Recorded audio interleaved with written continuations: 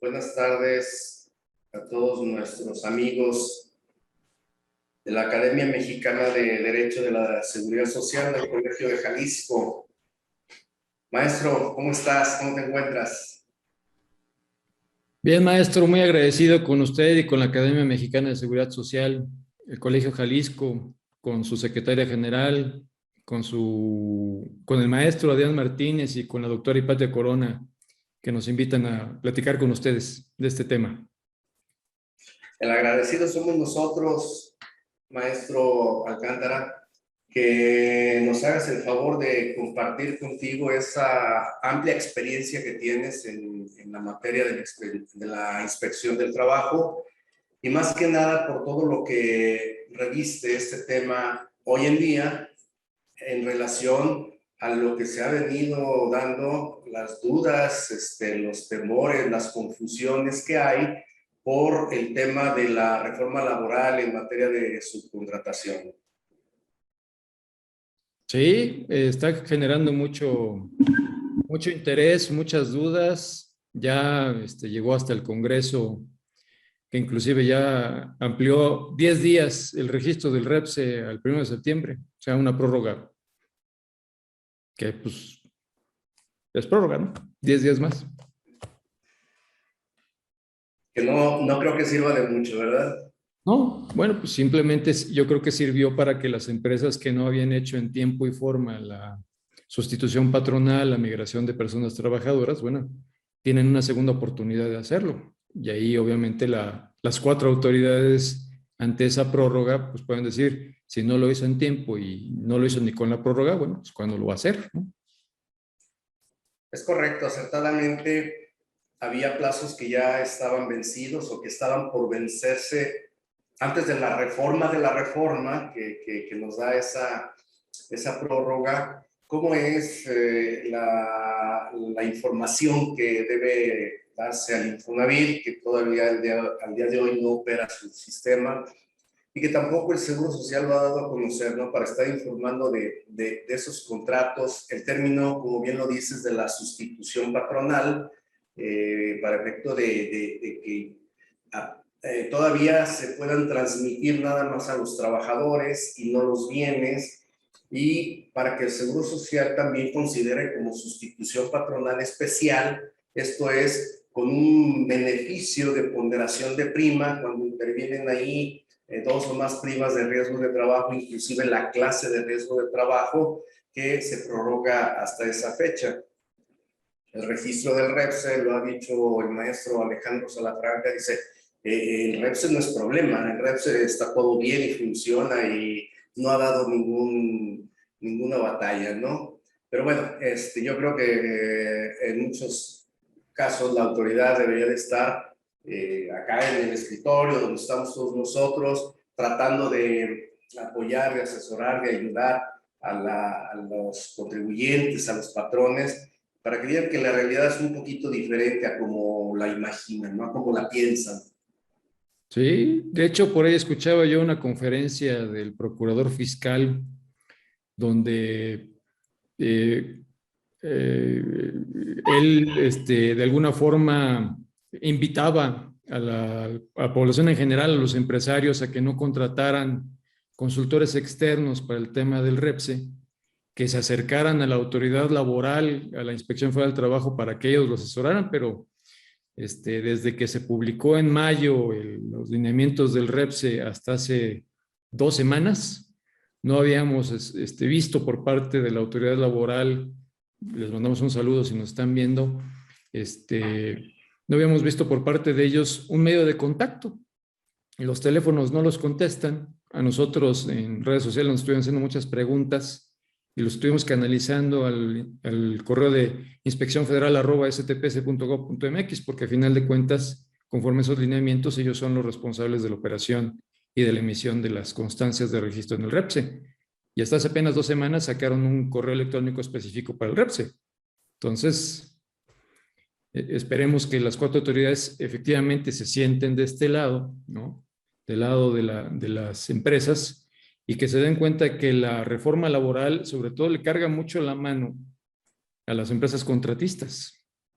Yo, la verdad, aplaudo el esfuerzo que están haciendo muchas empresas por tratar de cumplir con la reforma. Sé que en la práctica va a ser muy difícil cumplir con todo lo que pide tanto la Ley Federal del Trabajo como la Ley de Seguro Social, como la Ley del Infonavit, la Ley de Impuesto sobre la Renta, la Ley del IVA, el Código Fiscal de la Federación. Y sobre todo que muchas empresas van a tener que replantearse la forma como le pagan a sus contratistas, ¿no? Porque muchas empresas, digo, me incluyo, te tardan un mes, 2 meses en pagarte, y en el caso del impuesto sobre la renta y de la ley del IVA, pues obviamente la ley, la reforma te pide que primero pagues los salarios, ¿no? Y que le entregues cierta documentación a la empresa contratante. Entonces, si no cumples con esa obligación de entregar esa documentación, pues obviamente el SAT te multa, el IMSS también, el Infonavit por su parte, pierdes el registro en el REPSE y ya no puedes prestar servicios. Yo creo que en este momento una de la industria, la industria más perjudicada, lo pongo entre comillas, con el criterio, y lo remarco, con el criterio de la Secretaría de Trabajo, por medio del maestro Alejandro Salafranca, yo creo que está un tanto distante de una verdadera interpretación jurídica de lo que es la subcontratación, ¿no? El tema de la construcción, por costumbre, históricamente, se ha manejado de una forma diferente, en donde hay una participación de contrato, ¿no? En donde hay dos empresas que hacen lo mismo, pero participan en el contrato, y eso de ninguna forma quiere decir que haya subcontratación. Sin embargo, el criterio de la Secretaría de Trabajo ha sido que no se pueden prestar entre ellas, no se pueden compartir el contrato porque tienen el mismo objeto social. Entonces ahí ya hay una interpretación que ha puesto de cabeza la industria de la construcción.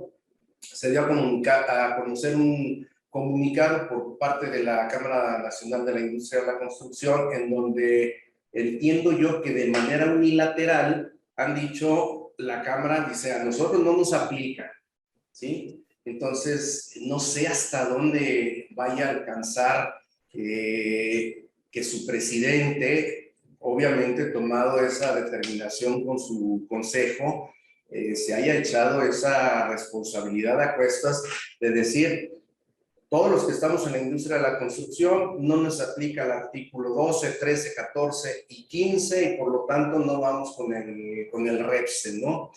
Estamos a unos días y bueno, no tanto es el registrarse, sino lo que tú acabas de decir, los efectos fiscales que no se le pudieran dar a los comprobantes, ¿no? Que no nada más es, no le doy efecto fiscal, sino todo lo que trae aparejado en primer término, por ejemplo, hablando de las multas. Sí, que bueno, aquí esta reforma de este año, del 2021, es exageradamente y diametralmente diferente a la reforma laboral del 2011. Completamente diferente, porque la reforma laboral del 2011, la del presidente Calderón, pues obviamente no tenía un vínculo tan directo. También, la verdad es esta reforma del 2021 es una reforma que desde el punto de vista parlamentario y legislativo está muy bien amarrada por todos lados. Tiene sus ambigüedades, igual que la del 2011. Con razón de fondo, hay una ambigüedad en esta reforma laboral de la que vamos a platicar el día de hoy. Y sobre todo, yo creo que no está tanto en el tema del objeto social, porque bueno, si comparamos objetos sociales nos queda claro que no puede haber coincidencia entre la prestadora de servicios y la empresa beneficiaria. El tema fino estará en la actividad económica preponderante, que más que un tema fiscal, que es un concepto fiscal, ya lo trasladaron a la materia laboral, y ahí es donde la autoridad va a decir, bueno, pues tú vendes, tu objeto social es vender, pues por ende, dentro de tu actividad económica preponderante, pues está la promoción, propalar las ventas. Entonces no necesitas un servicio de promotoría, por ejemplo. Ahí es donde va a estar el punto fino ya en la aplicación de la reforma. Y sobre todo que el REPSE no nos garantiza que una empresa esté cumpliendo con la reforma laboral. Porque muchas empresas están incurriendo inclusive en el error de pedir registros de actividades que no están dentro de su objeto social. Y por eso vienen los rechazos. ¿no? Es correcto, por eso es que el día de hoy te hemos invitado porque tenemos gran interés en conocer, basado en tu experiencia, hasta dónde va a llegar la Secretaría del Trabajo en sus inspecciones para poder llegar a determinar el tema del objeto social, tal vez sí el tema de la actividad económica preponderante o tal vez no, pero yo escuché a Salafranca decir que ellos lo único que hacen es dar el registro y que todo lo demás va a ser un problema del SAT y que el SAT es el que va a decir si está bien o no está bien y él es él va a ser el malo de la película, vamos. Entonces, para eso, maestro Alejandro Alcántara, a nombre de la Academia Mexicana de Derecho de la Seguridad Social, Colegio de Jalisco AC, te damos la más cordial bienvenida en nombre de mi mesa directiva y las comisiones que conformamos esta academia interesada en el estudio de la seguridad social. Y bueno, pues el tema de hoy es el procedimiento de inspección sobre la reforma laboral y me voy a permitir dar una breve semblanza de esa amalgama de conocimientos y de experiencia que tiene el maestro Alejandro Alcántara Torres. Es licenciado en Derecho y maestro en Amparo, egresado de las Universidades Tecnológicas de México y Latinoamericana Campus Florida, respectivamente. Es servidor público de carrera con más de 20 años de experiencia. Ha prestado sus servicios en la Profeco, en la Conducef, Beneficencia Pública, Sedesol y en la Secretaría de Trabajo y Previsión Social, donde se desempeñó como director general de Inspección Federal del Trabajo y director de programas de inspección, en donde bajo su dirección se manejaron los procesos de inspección con un sistema informático de vanguardia, con una regulación moderna y apegada a la realidad que viven día con día las empresas en el país. Cuenta con amplia experiencia en el ámbito parlamentario, ya que ha prestado sus servicios profesionales en la Asamblea Legislativa del Distrito Federal, en el Congreso del Estado de Michoacán, en la Asamblea Constituyente del Estado de México, en la Cámara de Diputados y Senado de la República. De su actividad en el sector privado destaca el haberse desempeñado como director técnico de la Escuela Preparatoria Campus Valle de la Universidad Latinoamericana. También ha sido catedrático de las Universidades Anáhuac del Sur, Institutos Tecnológicos de Estudios Superiores de Monterrey, Campus Santa Fe, Universidad del Valle de México, Campus Querétaro y la Latinoamericana Campus Valle. Actualmente se desempeña como consultor jurídico y agente capacitador externo en temas relacionados con la inspección del trabajo, derecho administrativo y parlamentario, además de ser creador de contenidos en YouTube y otras redes sociales. Maestro, te cedemos el uso de la voz, ya puedes compartir pantalla si vas a presentar, si tienes alguna presentación. A nuestros participantes les vamos a pedir, por favor, que tengan en silencio sus micrófonos y las preguntas que surjan las vayan escribiendo en el chat para al final de la ponencia de nuestro amigo maestro Alejandro Alcántara podamos darle lectura y él nos dé respuesta a todas y cada una de ellas. Maestro, bienvenido nuevamente, muchas gracias. Adelante, por favor. Muchas gracias a ustedes y bueno, sin mayor preámbulo, agradezco la invitación y la presentación y vamos con el contenido. Bueno, el día de hoy vamos a platicar de lo que es el procedimiento de inspección en relación con la reforma laboral. Entonces, muchos de ustedes se van a preguntar de qué reforma laboral me va a hablar, porque como pudieron escuchar los que llegaron y las que llegaron temprano, estábamos hablando de las dos reformas laborales, la del 2011 y la del 2021, ¿no? Entonces, es algo que tenemos que platicar con ustedes del tema de inspección. No sé si la mayoría de ustedes ha tenido la grata experiencia de recibir a la inspección del trabajo. Y digo inspección del trabajo No digo Inspección Federal del Trabajo, ni tampoco digo Inspección Estatal del Trabajo, sino la institución Inspección del Trabajo, que tiene ya más de 90 años de edad y que opera a través de personas que son las inspectoras y los inspectores del trabajo, y que puede hacer requerimientos desde el punto de vista electrónico, a través de medios escritos, que es lo más común, que lleguen los inspectores del trabajo con la tablita de madera y el papel calca. Cuando yo llegué a la Secretaría del Trabajo, así se hacían las inspecciones, con papel calca y con tablita, es lo que nos pedían los inspectores, y plumas. Y cuando cambiamos el procedimiento, que sigue siendo vigente, pues se les dieron computadoras y memorias USB, y también acceso a una banda ancha para poder hacer el trabajo inclusive de manera remota. Pero creo que las cosas han cambiado un poquito con el tiempo desde nuestro querido presidente Lord Peña, ¿no? Que le mandamos un saludo hasta donde esté. Bueno, esta autoridad que tiene más de 90 años, cuando llega alguien y me dice, oiga, maestro, ¿qué puedo hacer que me cayó una inspección? Siempre les pregunto, bueno, ¿y quién te inspeccionó? Me dicen, pues la Secretaría del Trabajo. ¿Cuál? ¿Cómo que cuál? Pues, la Secretaría del Trabajo. Bueno, ves que hay 33 secretarías del trabajo. Hay 33 inspecciones del trabajo en el país.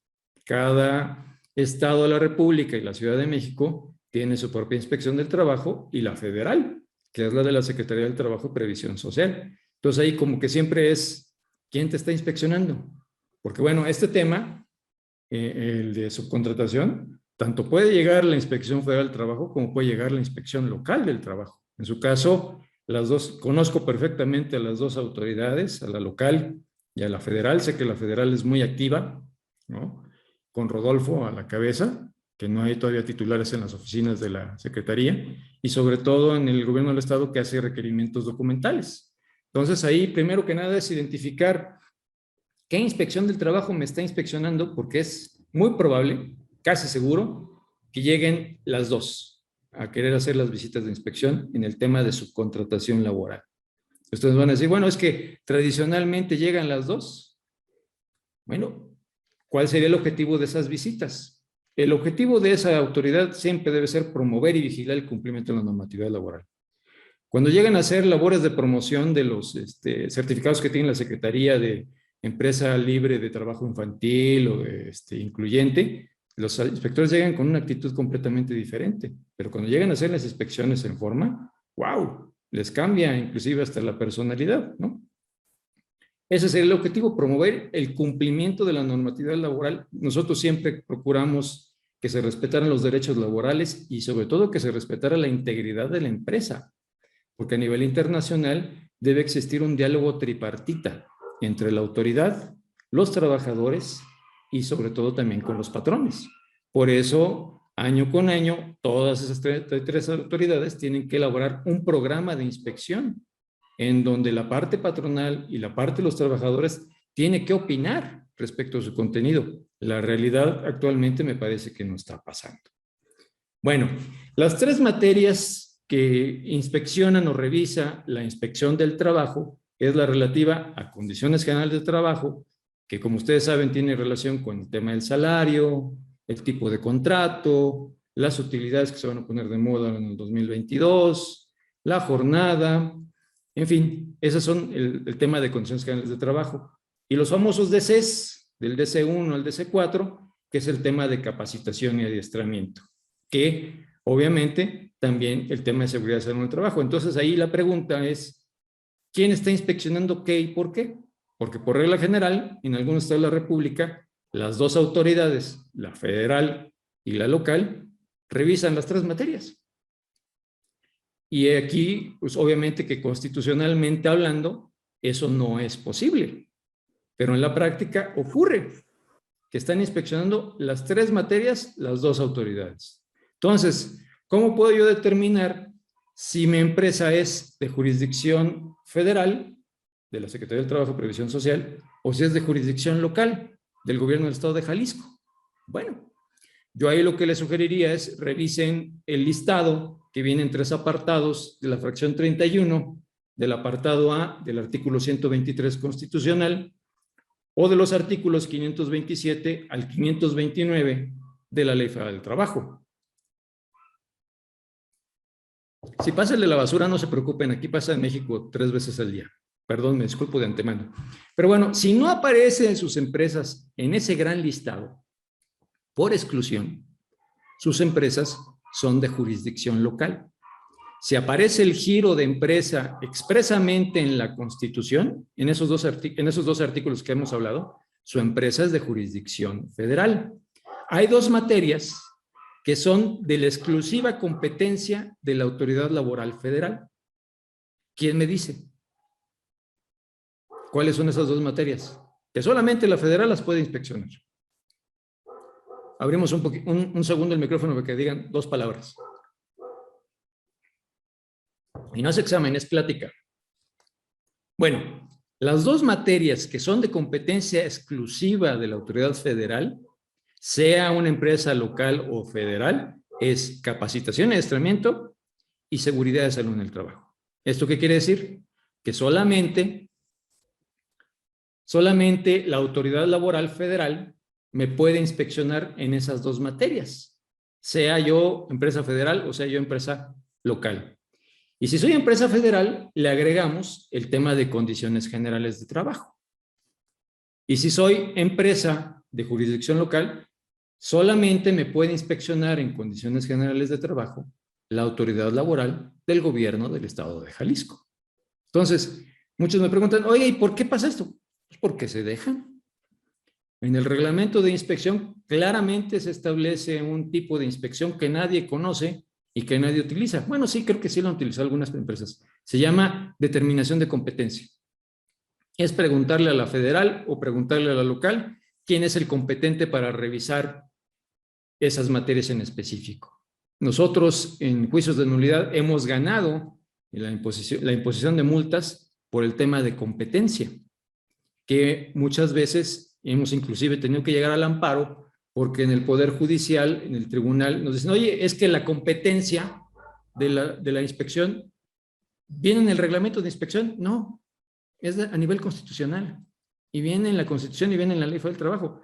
Ahí claramente, obviamente, se determina quién es competente para qué. ¿Por qué lo cito? Porque esto a partir del 2 de septiembre, cuando ya es vigente la reforma plenamente, es importante tenerlo en cuenta. ¿Quién me va a revisar las dos materias? Y bueno, obviamente que la autoridad, aquí está Salafranca como que queriendo agarrarnos, ¿no? Pero por ahí va. La autoridad que más cobertura tiene, pues obviamente es la Autoridad Laboral Federal, más que el SAT, más que el Infonavit, más que el IMSS. Por eso el brazo operativo de la aplicación y verificación de la reforma será la Secretaría del Trabajo y Previsión Social, que como ustedes saben, desde el 2018 desaparecieron todas las delegaciones de todas las autoridades. Ya se llaman Oficinas de Representación Federal del Trabajo.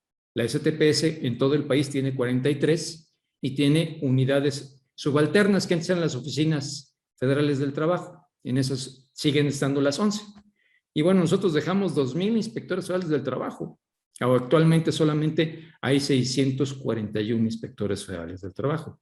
Si a ustedes les han caído constantemente las inspecciones año con año, pues déjenme decirles que ustedes ya son centro de trabajo cautivo.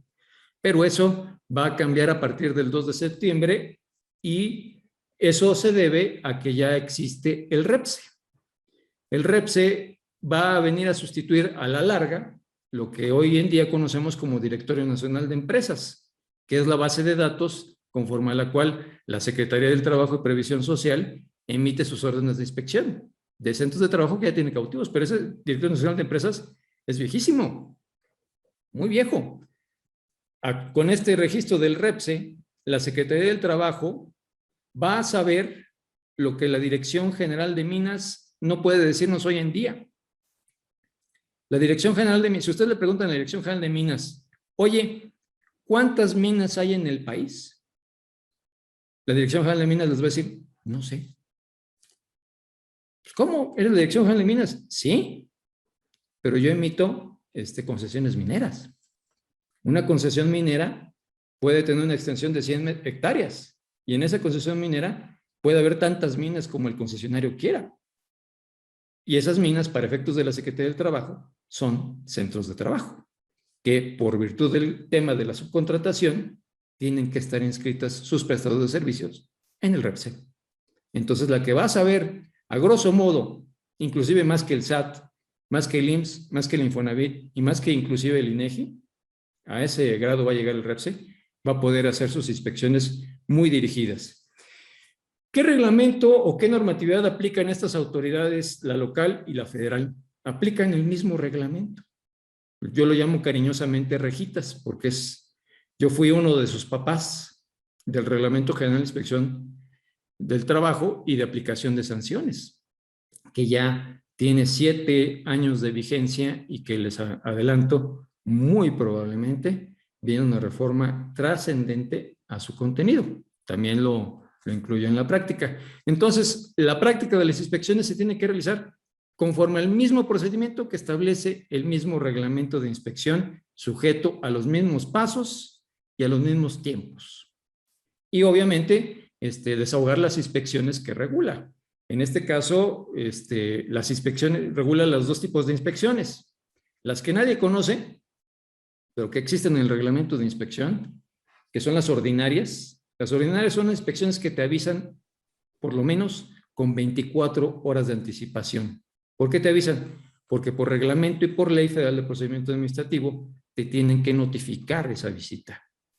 Y son de carácter inicial, periódicas y las de seguridad e higiene, que es una segunda vuelta, que son las de comprobación. Siempre tiene que haber una notificación previa. Pero como implica recursos, y perdón que lo diga Sala Franca, implica recursos, lo que hacen es actualmente, y lo digo yo con los argumentos en la mano, de 10 procedimientos de inspección en donde he sido yo el abogado postulante o el que está defendiendo a la empresa, he podido constatar en los expedientes que no existen quejas. Y ustedes van a decir, bueno, es que las quejas son anónimas. Sí, pero por ley general de archivos tiene que haber una constancia de esa queja en el expediente. Y en ninguno de los expedientes que yo he visto, donde giran una orden de inspección, donde dicen, es que tenemos queja o denuncia, no existe ese documento, pero eso lo hacen para motivar la orden de inspección y emitir inspecciones de carácter extraordinario. ¿Estas cuáles son? No te avisan. Pueden llegar a las 10 de la mañana, pueden llegar 5 minutos antes de que vayas a cerrar, o inclusive pueden llegar en sábado o en domingo, siempre y cuando el centro de trabajo esté abierto. Y bueno, también este reglamento regula a los inspectores y a las inspectoras federales y locales del trabajo, que son personas servidoras públicas que desahogan un procedimiento administrativo y que por ende también están sujetas a una responsabilidad administrativa y que pues no pueden realizar apreciaciones subjetivas en el desahogo de sus funciones. También regula este reglamento lo que es el procedimiento de aplicación de sanciones. Si no se cumple con el procedimiento de inspección o con el cumplimiento normativo, tendría la autoridad laboral federal o local en su caso, mandarnos a este procedimiento que se tiene que notificar previamente. Y nos tendrían que dar por reglamento por lo menos 15 días para argumentar o presentar los documentos que no se presentaron durante las etapas previas del procedimiento administrativo de inspección y que por regla general termine en la imposición de una multa. Y bueno, a grosso modo, este procedimiento de inspección y de aplicación de sanciones tiene 6 momentos en los que podemos cumplir con la normatividad laboral, que puede ser antes inclusive de la inspección y durante el procedimiento administrativo de aplicación de sanciones. Este reglamento siempre tuvo el espíritu de que las empresas cumplieran con la normatividad laboral. Por eso se establecieron cuestiones que no venían en el reglamento anterior, que es los emplazamientos documentales, donde por lo menos me tienes que dar 30 días hábiles para presentar los documentos que me hagan falta en las inspecciones. El anterior reglamento no establecía eso. Y se generó un mercado de estudios terrible, ¿no? Pero bueno, eso es otro tema. Entonces, estos serían los 6 momentos en que tendríamos actualmente para poder cumplir con las visitas de inspección. Y bueno, pasando al tema de la subcontratación, si ustedes revisan la historia legislativa de la Ley Federal del Trabajo, se podrán dar cuenta que en su historia, desde 1970, se ha reformado en unas 23, 24 ocasiones. En 3 de las 4, de las cuales se ha modificado el artículo 15 de la Ley Federal del Trabajo. La subcontratación siempre existió desde 1970 en la Ley Federal del Trabajo. Nada más que en el 2012, como iniciativa preferente, el presidente Calderón pues, dispuso darle una complejidad diferente, ¿no? Y bueno, pues ahí les dejo una foto en donde, bueno, pues aparece la primera secretaria del Trabajo, Rosalinda Vélez, fue la primera secretaria del Trabajo, no Luisa María. Ella fue la impulsora, ella es la mamá de la reforma laboral, aunque tuvo un papá un poco lejano y aparecen otro tipo de personajes. Pero bueno, en esa reforma, obviamente como en todas, hubo una oposición. Y aquí no voy a hablar de política, ¿no? Claro, la foto que les voy a pasar a continuación tiene un contexto. En ese contexto, bueno, la oposición dijo en su momento, no estamos de acuerdo con esta reforma.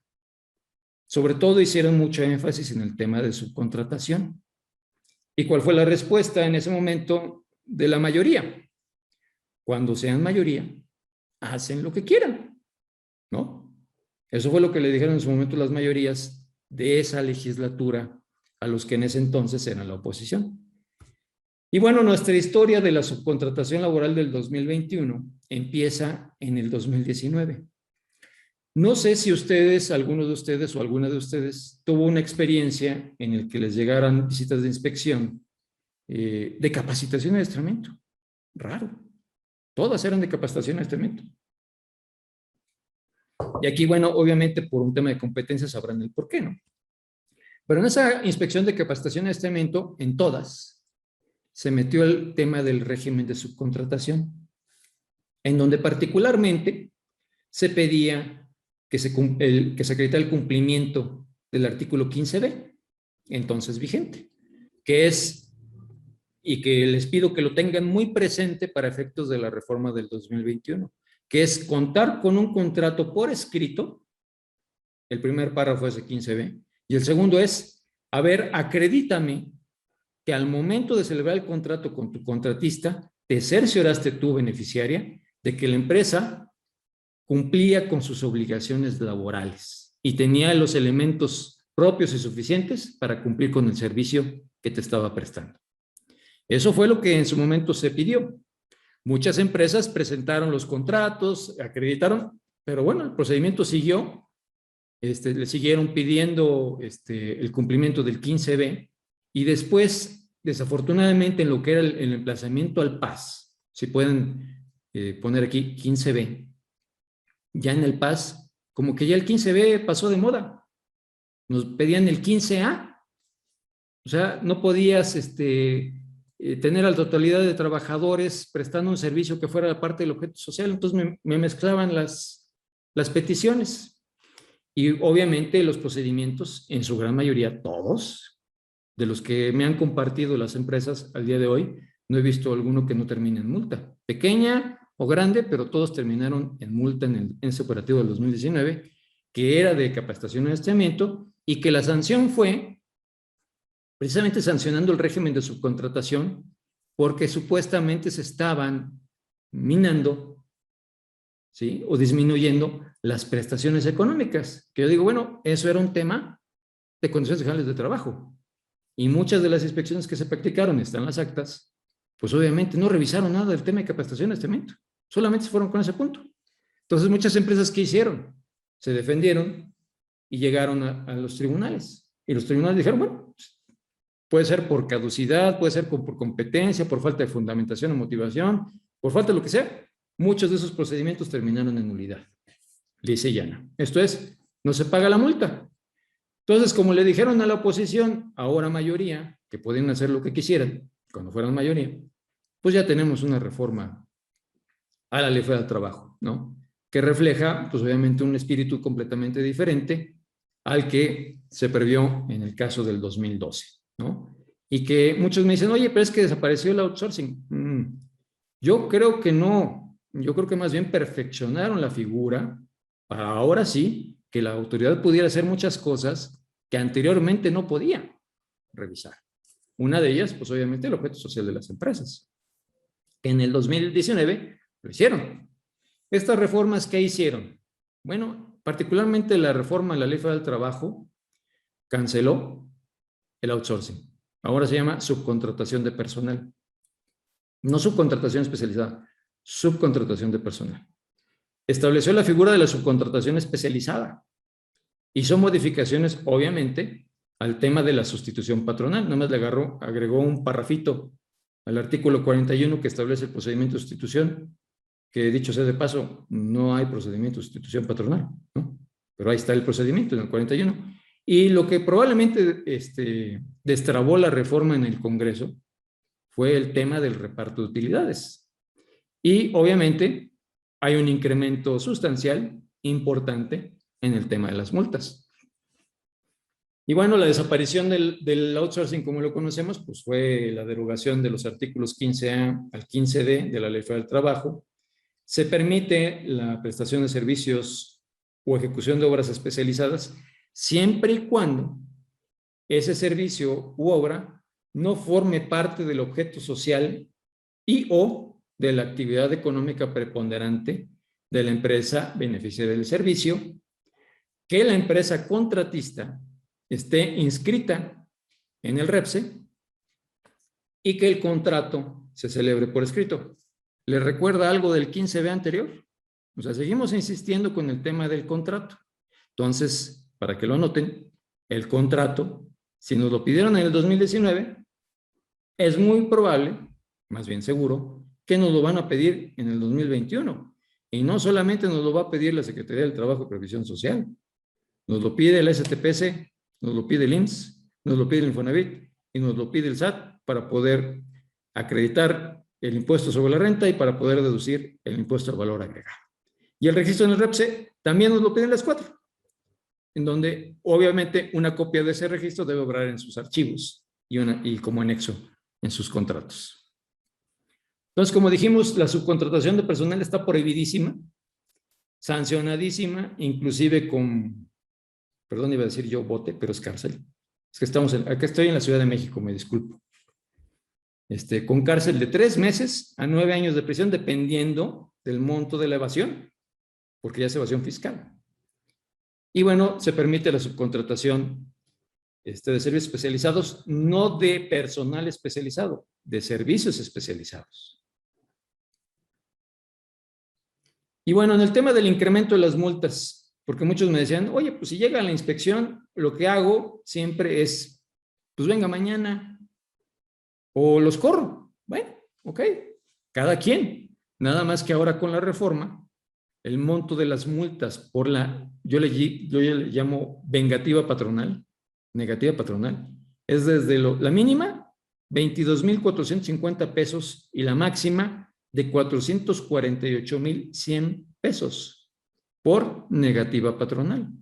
En donde si te niegas a la visita, lo que van a hacer los inspectores es regresar al día siguiente, pero hacerte un requerimiento por escrito. Lo que no me presentaste al momento de la visita que te negaste, me lo tienes que presentar en la oficina. Y si no presentas esa información, tendrías no 1, 2 procedimientos administrativos sancionatorios, que por regla general, por lo que hemos visto, se van siempre en rebeldía. Entonces aquí la invitación es que si llega una inspección, hay que atenderla. Y no dejar en el cajón, obviamente, las actas de inspección o los requerimientos de la autoridad. Y bueno, en el tema de subcontratación, pues obviamente, para que quede claro de que no se puede subcontratar personal, o sea, outsourcing, ni prestar el servicio sin registro, las multas van desde la mínima, 179,240 pesos y la máxima de más de 4 millones de pesos por prestar servicios especializados sin tener registro en el REPSE y por contratar servicios especializados que no estén inscritos en el REPSE.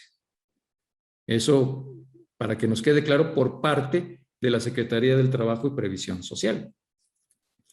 En el rubro de la sustitución patronal, bueno, pues como ya lo dijimos, se agregó un tercer párrafo que en su momento lo veíamos nosotros como una presión más, para las empresas a que se apuraran a cumplir con el proceso de sustitución, de celebración del convenio. Que bueno, aquí lo que se tiene que hacer es, pues obviamente, hacer la sustitución vía convenio, dar aviso a los trabajadores y en algunos casos, lo que pedía el decreto es que se ratificara el convenio.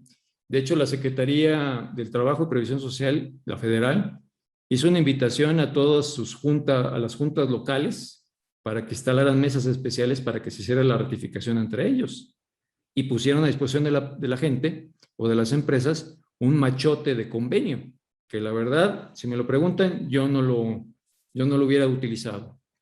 Y si me preguntan por qué, si da el tiempo, con mucho gusto hago la aclaración. Y bueno, el tema de reparto de utilidades, que también, como lo comentamos, va a ser muy popular el año que viene, sobre todo porque hay muchos criterios de que se va a recibir doble, hay sectores de la población trabajadora que no está de acuerdo con la reforma, sea el caso muy particular de los mineros, que cuando yo era director general de Inspección Federal de Trabajo nunca había visto, la verdad, que un trabajador recibiera, un minero que percibía un salario de 30,000 pesos, llegaba a percibir por utilidad, por contrato colectivo, llegaba a percibir 500,000 pesos de reparto de utilidades. Entonces ahí es un sector que no está de acuerdo con esta disposición y que me parece que la Secretaría del Trabajo y Previsión Social, por ahí nuestro amigo Salafranca y Luis María Alcalde dijeron que iban a emitir unos lineamientos para aclarar ciertas dudas. Nosotros estamos muy pendientes de que esto ocurra, le estamos dando seguimiento y bueno, pues tiene que ser ya después de septiembre, cuando tiene que pasar esto.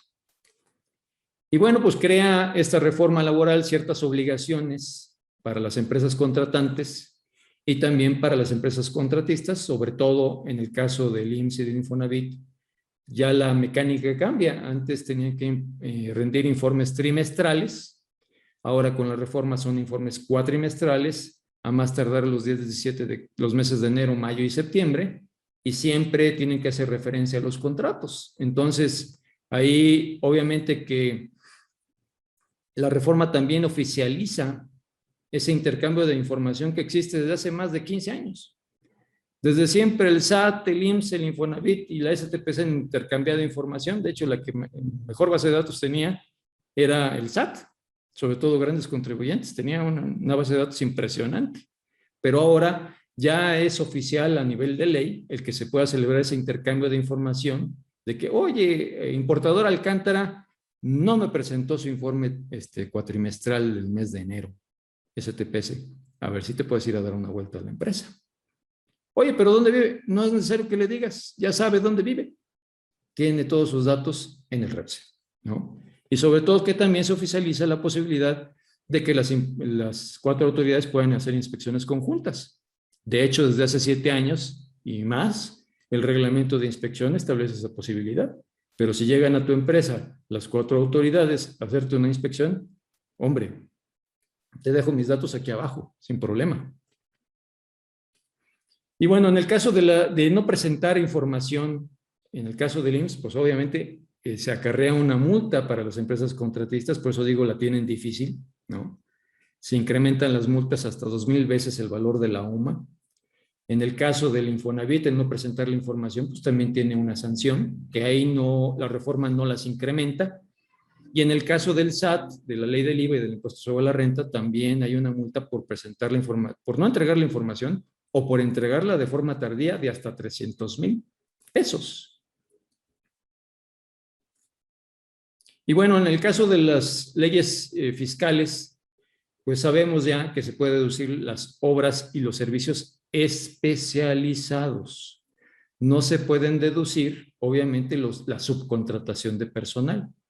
No se puede acreditar ni el impuesto sobre la renta, ni se puede deducir el impuesto al valor agregado.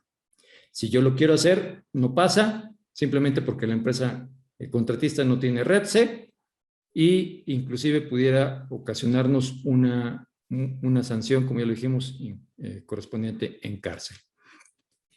Y bueno, pues de la información que se tiene que, de las obligaciones que nacen para el contratante, pues obviamente es recabar copia prácticamente de todo, del pago de salarios, de las personas trabajadoras, del pago de las cuotas obrero-patronales al IMSS y al Infonavit. ¿Eso qué quiere decir? Que todas y todos los trabajadores y las trabajadoras que presten servicios especializados a través de una empresa que esté inscrita en el IMSS, todas tienen que estar inscritas en el IMSS. Por ende, veo muy difícil que se puedan subcontratar, como es costumbre, servicios de otras empresas que no estén en el REPS. De hecho, en el video que subimos hoy a nuestro canal de YouTube, hacemos la sugerencia. Es una cláusula especial, es una prohibición especial. No permitas la subcontratación de personal. ¿Por qué? Porque hay un tema de solidaridad fiscal, solidaridad en materia de vivienda, solidaridad en materia de seguridad social, solidaridad en materia de trabajo. Si la empresa contratista no cumple con sus obligaciones, la que le entra al quite en el cumplimiento de sus obligaciones es la empresa beneficiaria del servicio. Entonces, si quieres cargar con todos los trabajadores de la empresa contratista, adelante. Ya es decisión propia. Pero solamente la solidaridad existe respecto de las personas trabajadoras que efectivamente prestan el servicio en el centro de trabajo. Por eso tiene que venir en el contrato, del que vamos a hablar más adelante, esa relación de personas trabajadoras. Entonces, ¿se puede trasladar el impuesto del valor agregado a las empresas de servicios especializados? Sí, sí lo permite la reforma. Me brinco esto.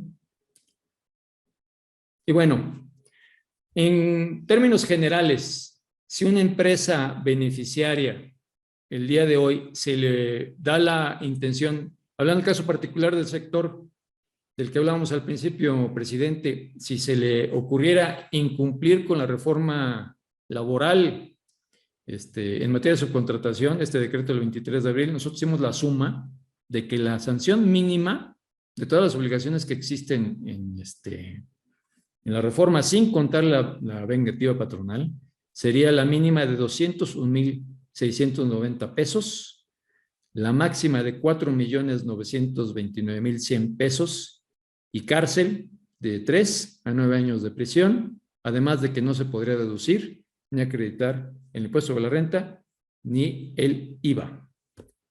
En el caso de las empresas contratistas, la tienen un poco más difícil, mucho más difícil, porque aparte de que puede acarrearles la pérdida del registro en el REPSE, las multas, las mínimas, porque son de las 4 autoridades, son de 524,318 pesos a los 5,291,607 pesos. Y obviamente, si pierdes el registro en el REPSE, prácticamente no puedes prestar ningún servicio, lo que desde nuestro punto de vista, desde el punto de vista constitucional, está un poquito más allá del artículo 5º constitucional, este registro del REPSE. Entonces, me imagino que por ahí será el tema de esta industria de irse por el tema de la vía del amparo. Bueno, ese es el contexto general en lo que corresponde ya a los efectos, ¿no?, de la reforma laboral en el tema de inspección. Es por regla general, cuando llegaba la Secretaría del Trabajo y Previsión Social a un centro de trabajo, llegaba buscando a importadora Alcántara, pero esa importadora Alcántara tenía sus contratistas, ¿no?, o su insourcing o su outsourcing. Entonces siempre se le decía, no, es que aquí importadora Alcántara no tiene trabajadores, los que estamos somos las de exportadora Alcántara y prestadora de servicios Alcántara. Y la orden de inspección a importadora Alcántara la terminaban atendiendo empresas diversas, ¿no? Ahora, con el tema de la reforma, pues obviamente, si la orden de inspección va para importadora Alcántara, el que tiene que atender la visita es importadora Alcántara, porque se entiende de que hubo una sustitución patronal. ¿Y cómo voy a acreditar esta sustitución patronal? ¿Qué es lo que me van a revisar? Primero, ¿quién? ¿No? El tema es si es competencia de la Autoridad Laboral Federal o es competencia de la Autoridad Laboral Local. Entonces, yo lo que estimo, porque bueno, todavía no ha pasado, pero va a pasar, es que muy seguramente las dos autoridades van a querer hacer lo propio. Desafortunadamente no hay una autoridad central que las coordine, ¿no? Por eso tanto relajo. Inclusive llegaba al grado de que cuando llegaba yo a una inspección, como inspector, les comento una anécdota. Llegaba yo a una empresa y veía un extintor en el piso y 3 orificios en la pared. Digo, hey, ¿por qué está el extintor en el piso? Ah, es que, ¿de dónde viene? De la inspección de trabajo. ¿Cuál? Ah, pues de la federal. Ah, pues pónganlo hasta arriba. Y si viene la local, lo ponemos en medio. Y si viene protección civil, ¿cuál? ¿El del estado o el del municipio? No, pues el del municipio, lo ponemos abajo. Y si llega el del estado, pues ya que nos llegue donde lo quiere. Que estamos hablando de una norma de seguridad salud en el trabajo, ¿no? Prevención de incendios. Entonces, obviamente ahí el tema de la sustitución patronal, lo que me van a revisar es si la llevaste a cabo. ¿Cómo puedo acreditar que llevé a cabo la sustitución patronal?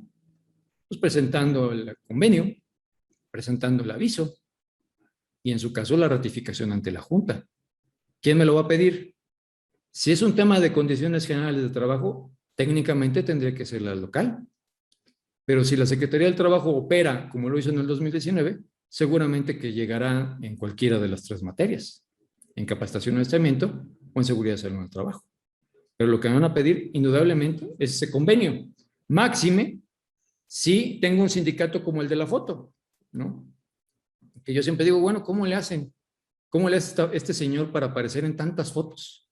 Porque por regla general siempre me lo encontraba en todas las fotos. Y no está mal. Es una foto en blanco. Porque esa es la realidad de muchos sindicatos en el país, ¿no? Que son sindicatos que nada más están en el papel. Y es un tema en el que la Secretaría es lo que sigue. Viene la reforma laboral en materia de subcontratación, lo que sigue es el tema sindical. Los convenios tienen que estar ratificados a más tardar en el 2024. Entonces, si su sindicato es el de la foto, bueno, pues obviamente que es importante que haya un aviso en el tema de sustitución patronal. Tiene que haber un aviso a las personas trabajadoras, en donde, bueno, pues no solamente se van a quedar con ese decir, pues sí, aquí está el papel. Lo que van a hacer es irlos a buscar a los trabajadores y preguntarles si efectivamente les están dando aviso, ¿no? ¿Quién es tu patrón?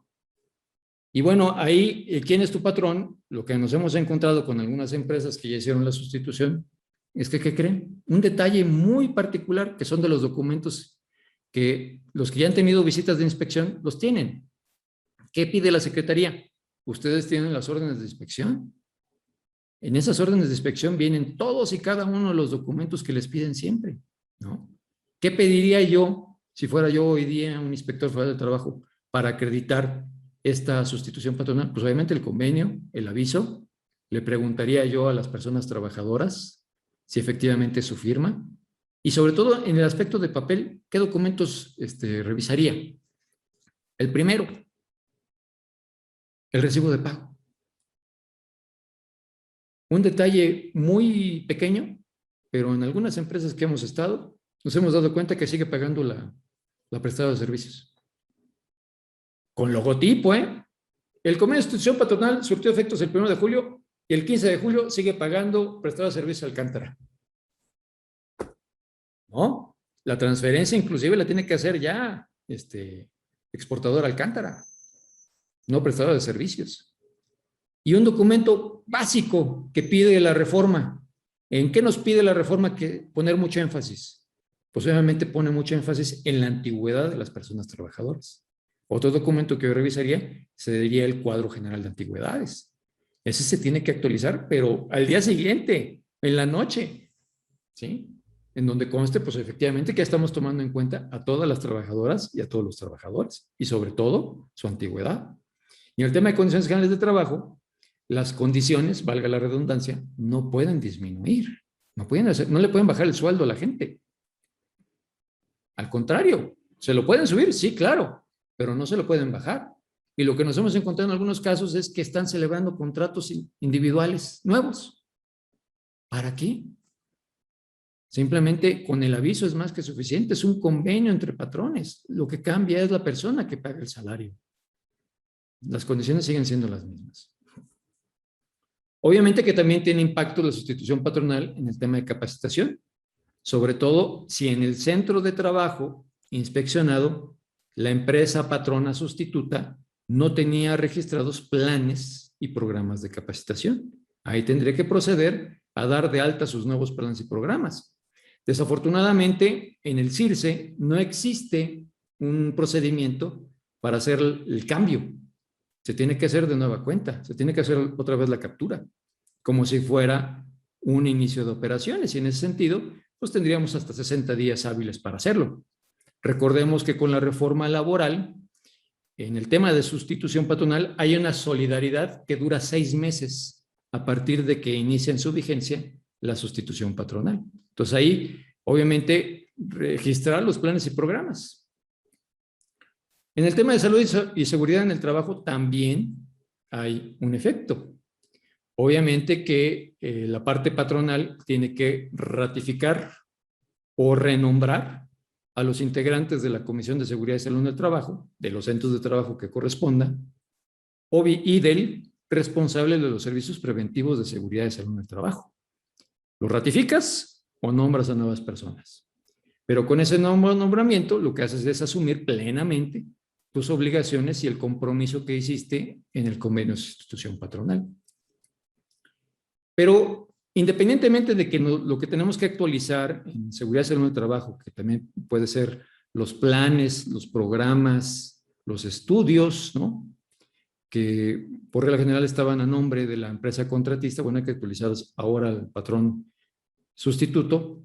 Lo que nos van a revisar de entrada es el tema de la subcontratación especializada. ¿Qué documento nos van a pedir? El básico es el contrato. Contrato de prestación de servicios y que la empresa contratista esté inscrita en el REPSE. Ese contrato, como sabemos por parte de la reforma, de la que como me comentaron, ya han hablado mucho aquí en este foro, ya saben que en ese contrato tiene que venir una relación de todas y cada una de las personas trabajadoras que van a prestar el servicio o ejecutar la obra en ese centro de trabajo, en donde se tiene que hacer constar su nombre, apellido, CURP, RFC, salario base de cotización, salario base de aportación, su sueldo y la inscripción en el Seguro Social. Por eso decíamos, no puede estar subcontratando la contratista, porque eso debe de venir el contrato. Y ese contrato, ese documento, obviamente, lo va a cotejar el inspector con un recorrido de interrogatorios. A ver, en este contrato tú dices que Alejandro está prestando el servicio de promotoría por parte de la empresa X. Vamos a buscar a Alejandro. Y Alejandro, por virtud de los lineamientos del REPSE, tiene que estar plenamente identificado, ¿no?, con un chaleco, con identificación, con un gafete, como sea, para que se distinga de las personas trabajadoras de la empresa beneficiaria. Eso lo dice el REPSE en el 17º, los lineamientos del REPSE. Y le va a preguntar, y no le va a preguntar, va a ver qué está haciendo Alejandro. Entonces, tiene que existir congruencia entre lo que está haciendo Alejandro, lo que está consignado en el contrato y lo que está inscrito en el REPSE. Porque si no, bueno, pues ya estaríamos incurriendo en un tema de subcontratación de personal. No se puede deducir y es altamente multable. ¿Qué también va a revisar la STPS? Pues obviamente el objeto social. Va a hacer la comparativa. De la empresa contratista no necesita que le entreguemos el objeto social, ya lo tienen en el REPSE. Nos lo van a pedir a nosotros como empresa beneficiaria y va a ser el cotejo. Y ahí es a la letra, ¿no? Obviamente que operativamente la Secretaría bien lo pudiera hacer en el centro de trabajo con el inspector, o bien llevarse los documentos y hacerlo en la oficina al momento de calificar el acta y proceder a hacer la emisión del emplazamiento técnico o bien en el caso del documental, para que el inspector no incurriera en aseveraciones subjetivas. Como lo hicieron en el 2019, se lo llevaron siempre a la oficina. El tema está, como lo dijimos, en la actividad económica preponderante, en donde el inspector habrá de hacer los señalamientos de las actividades que estaba desempeñando Alejandro en el centro de trabajo y si estas eran coincidentes con lo que se asienta en el contrato o no. Y bueno, ¿qué cosas le pueden brincar a la autoridad laboral, ya sea a la federal o a la local, al momento de la visita. La empresa contratante y la empresa contratista viven en el mismo lugar. Ah, caray. Pero duermen en diferente cuarto, ¿eh? Esa mentira, pues, a veces se la cree, ¿no? Entonces, es una cosa que puede brincar, que vivan en el mismo domicilio, la empresa contratante y la empresa contratista. ¿Qué otra cosa le puede brincar? Que la empresa contratista no tenga los elementos propios y suficientes para prestar el servicio. Esto es, que la maquinaria, la herramienta, el equipo de cómputo no es propiedad de la empresa contratista, es propiedad de la empresa contratante. Ah, caray. De hecho, es parte de los requisitos que te piden el REPSE, que le digas si el equipo o la maquinaria que utilizas para prestar el servicio que quieres registrar es propio o rentado, ¿no? Entonces ahí obviamente el inspector va a revisar documentos. Y bueno, si por esto fuera poco, ¿no? Les comparto del proyecto de reformas al Regitas. Gracias a la transparencia gubernamental, desde el 19 de abril de este año, hemos venido dando seguimiento a un proyecto de decreto por el que se reforman y adicionan diversas disposiciones del Regitas, que particularmente desaparecen los emplazamientos documentales y los emplazamientos técnicos de seguridad y salud en el trabajo. Por ende, digámosle adiós a los plazos de 30 a 90 días para cumplir y también digámosle adiós a las prórrogas. En el caso de seguridad y salud en el trabajo, desaparecen las visitas de comprobación y se amplían los supuestos de las visitas extraordinarias. ¿Qué creen? Que un supuesto sería el que la actividad de inspección o el operativo de inspección tuviera relación con lo que se prevea en el programa de inspección. Esto es, si revisan el programa de inspección de la STPS federal, se van a encontrar que uno de los temas a inspeccionar este año es el de la subcontratación abusiva, en donde con ese decreto, con esa reforma, pasaríamos de este esquema, que es el vigente, a este esquema. Pasaríamos de 6 oportunidades para cumplir con la normatividad laboral a solamente 4. Entonces, yo abro el espacio para las preguntas y respuestas, no sin antes invitarlos a que nos sigan en nuestras redes sociales y que bueno que nos apoyen ahí los creadores de contenido, sobre todo los que somos canales pequeños. Vivimos del like y de la pregunta y el comentario y de la recomendación, ¿no? Entonces ahí tenemos un proyecto muy interesante en el rubro de análisis, tenemos varios videos en el tema de subcontratación laboral y hoy particularmente subimos uno relacionado con el tema de los contratos. Estoy abierto a las preguntas, presidente. Muchas gracias, maestro Alex Alcántara. Quiero pedirle al maestro Gerardo Rodríguez, que también tiene amplia experiencia aquí en la materia, si nos apoyas, por favor, tocayo, dándole, ¿quién es el vicepresidente de la academia? Si nos puedes apoyar dando lectura a las preguntas, comentarios que hubiera aquí en el chat, o si nos puedes dirigir para quien quiera abrir el micrófono, creo que tenemos el tiempo suficiente para que de viva voz también lo puedan hacer los participantes. Con todo gusto, presidente. Vamos dando lectura a las preguntas que aparecen en el chat. Tenemos por ahí una participación de Abraham Baños. Nos comenta: buenas tardes. Con el criterio de la Secretaría del Trabajo y Previsión Social, ¿todos los servicios especializados deben tener REPSE? Y si, siendo así, el 100% de los proveedores de servicios están en ese supuesto, pero cuando el criterio debería ser que pongan a disposición personal bajo las órdenes del contratista. Así solo algunos entrarían en ese supuesto. Y es correcto, ¿no? Obviamente lo que dice la reforma, ahí está, la interpretación puede ser tan amplia o tan restringida como se quiera hacer, ¿no? Depende de la persona que la haga. Yo lo que siempre he sugerido es, siempre y cuando la persona trabajadora pase la puerta en el centro de trabajo de la empresa beneficiaria del servicio, ahí sí tendría que tener suscripción en el REPSE. ¿Por qué? Porque está a disposición, más no bajo la subordinación de la empresa contratante. Porque si fuera subordinación, pues no estaríamos hablando de subcontratación, estaríamos hablando a lo mejor de una simulación y que esa persona tendría que formar parte de la plantilla de personal de la empresa contratante.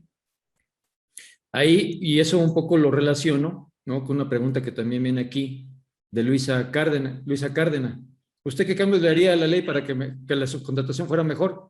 Bueno, hemos escuchado también a nuestro querido amigo Salafranca, le volvemos a mandar saludos fraternales, y también a Luisa María Alcalde. Saludos, no es pelea, es un tema académico, no es pelea, ¿no? Cada autoridad vive su contexto. A mí me tocó vivir un contexto de una reforma también que era exageradamente ambigua.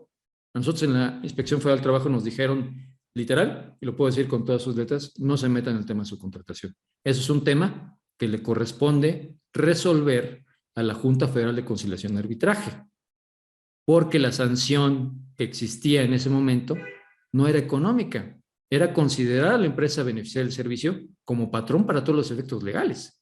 Pero eso no lo determinaba la Inspección Federal del Trabajo, lo determinaba la Junta Federal de Conciliación y Arbitraje. Ahora sí, yo lo que haría es, como lo he escuchado a Salafranca, decir, es que los servicios técnicos, por ejemplo, los legales, como nosotros, los contables, no entran en el REPSE. Eso es lo que le he escuchado yo decir a Salafranca, a grosso modo. Entonces, yo lo que digo, bueno, ¿y eso por qué no lo pusieron en la ley? Máxime que tuvimos la oportunidad ahora con el fast track de la prórroga, ¿no? Decir, bueno, pues métanle ese parrafito adicional en el 12, en el 3, donde quieras, pero méteselo, ¿no? Obviamente que la reforma lo que busca es proteger a las personas trabajadoras. Se me hace una reforma muy buena en ese sentido, ¿no? Yo a lo mejor sí sería un poco más flexible en el tema de la aplicación, que existiera coordinación por parte de la Autoridad Laboral Federal con las locales. ¿Sabes qué? Estas te tocan a ti y estas te tocan a mí. Porque si ustedes se fijan, en la reforma laboral no toman en cuenta las inspecciones locales. El registro de empresas, que son prestadoras de servicios, todas son de jurisdicción local. Debería existir un registro, sí, general, federal, pero no están tomando en cuenta a las autoridades locales. Ni la reforma al registro los está tomando en cuenta, es como si no existieran. Pero pues obviamente que también tienen la facultad por ley. Yo haría esas dos modificaciones. Ser un poco más específico en qué sí y qué no requiere de registro en el REPSE, para que no haya ambigüedades, sobre todo al momento de las visitas de inspección. Y pensarlo dos veces en el caso de la reforma al reglamento de inspección. Porque si las cosas se ponen como se pusieron en el 2019, pues vamos a tener mucho trabajo. Otra pregunta por ahí, maestro Alejandro, nos comenta Abraham también Baños, ¿qué pasará con las empresas que no obtengan el REPSE antes del 31 de agosto? Antes de que nos dé respuesta, maestro, por ahí nos estaba levantando la mano el presidente. Adelante, presidente. Gracias. Es un tanto relacionada con esta pregunta que acaba de contestar el maestro Alcántara. En uno de los últimos conversatorios de Alejandro Salafranca, él dijo de una manera muy tajante y puso el ejemplo de personal de limpieza y personal de vigilancia. Y él dijo, de entrada, las empresas, estas dos empresas que son especializadas, sí se deben registrar en el REPSE, pero ya cuando llega el personal, vamos a poner el de vigilancia, y lo asignan a la caseta de entrada de la empresa, el cliente, el que lo está contratando, ya le dice, mira, tú tienes que llenar una bitácora, debes de tomar la temperatura, debes de pedir el INE, debes de hablarle con la persona que va, cuando llegue un proveedor, revisar la cajuela, exige. Dice, en ese supuesto, ya no es poner a disposición, En ese supuesto ya le está dando órdenes quien lo está contratando y por lo tanto, entonces ya tendría que pasar a ser trabajador de la empresa. Pues entonces, en ese sentido, se van a acabar esas dos empresas, esos dos giros de empresa, ¿no? ¿Qué opinión te merece, maestro? Pues mira, le volteo el ejemplo, maestro. Se lo volteo de ese mismo servicio de limpieza y ese mismo servicio de vigilancia. Supongamos que viene el 1 de septiembre, ¿no? Y muchas empresas, que yo he visto que inclusive se están tratando de fusionar para poder cumplir con todo lo que pide la reforma. En su vigencia, esa reforma, me parece, tenderá a que muchas empresas vayan desapareciendo, ¿no? Por la falta de cumplimiento de la normatividad laboral, fiscal o de seguridad social o de vivienda. ¿Eso qué va a llevar? Si tú como empresa dependes en mucho de los servicios de limpieza o de vigilancia y en tu entidad federativa ya no hay empresas que tengan el registro en el REPSE para prestarte ese servicio, ¿qué es lo que va a pasar? Pues obviamente vas a terminar contratándolos directo.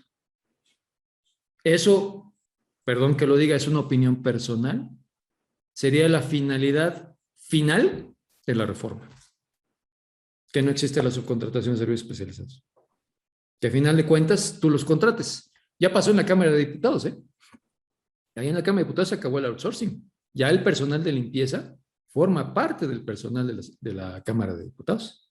Son los que pusieron el ejemplo desde esta legislatura, el tema de outsourcing. Entonces, obviamente que yo veo eso. Si no se fusionan y no se flexibiliza el cumplimiento de las obligaciones, si las empresas que pagan no cambian su forma de pagar, muchas contratistas no van a poder cumplir con todo lo que pide la normatividad, sobre todo desde el punto de vista fiscal. Porque muchas empresas, para poder pagar salarios, primero tienen que recibir el pago del servicio. Y muchas empresas pues, no lo hacen así. Se tardan un mes, más de 15 días, 2 meses. Entonces, ¿cómo le van a hacer a esas empresas? O sea, es pensar que esta reforma no solamente es un cumplimiento, sino es un cambio completo, porque también toda la documentación que pide la reforma la tienes que tener a disposición del SAT, del IMSS, del Infonavit y del STPS. Si tú tenías a lo mejor un contrato por contratista, no sé, 20 contratistas, pues ahí vas a necesitar un almacén porque todo lo que pide la reforma es cada que pagas. Cada que pagas, acredítame que le pagaste a tus trabajadores. Acredítame que enteraste los impuestos. Acredítame que pagaste las cuotas agropatronales. Acredítame que pagaste las amortizaciones y las aportaciones al Infonavit. Pero si tú no me pagas, ¿cómo lo voy a hacer? Para cumplir. Entonces, en algunos casos, desafortunadamente, muchas empresas tendrán a perder el registro. Obviamente, si no lo tienes o no lo obtienes al 31 de agosto, no vas a poder prestar el servicio especializado. ¿Por qué no? Me vas a decir, bueno, pues me la juego. Un volado. Ok. Pero es un volado en el que participa tu empresa beneficiaria. Porque si te pesca la Secretaría del Trabajo prestando un servicio sin tener registro en el REPSE, te van a multar. Y la multa, como ya dijimos, puede exceder los 4 millones de pesos. Y no solamente a ti, también a la empresa beneficiaria, con otros 4 millones de pesos por contratarte sin registro. Entonces ahí, obviamente que lo pensaron muy bien, está muy bien amarrado, ¿no? Y muchas empresas dicen, pues no importa que no lo necesites, tráete tu registro en el REPSE. Entonces ahí la pregunta es, ¿lo vas a deducir? ¿El servicio que tú vas a prestar? También. Y eso podrían ustedes preguntarles a los contadores y a los fiscalistas. Para mí es, si pasa a la puerta del centro de trabajo de la empresa beneficiaria, esa empresa o esa persona necesita estar inscrita en el REPSE. Si estamos en el supuesto que establece el presidente de que yo ya le estoy dando instrucciones, bueno, pues ahí nos queda claro que no es un servicio especializado. Esta reforma viene a cambiarnos el chip por completo, porque vivimos 9 años con una reforma ambigua en el tema de outsourcing, que pues nada más nos pedía un contrato y que nos aseguráramos al momento de la celebración del contrato. Y que ese momento a lo mejor fue hace 5 años. En este caso la reforma nos dice, te tienes que asegurar cada quincena. tu empresa beneficiaria. Y si no cumple tu contratista, tú eres el que estás obligado solidario a cumplir con todas las obligaciones de él. Entonces, sí está interesante la finalidad. Habrá que verla ya en el aspecto operativo. Nuestro amigo Salafranca dijo inclusive que no iba a haber prórroga y bueno, pues ya hubo, ¿no?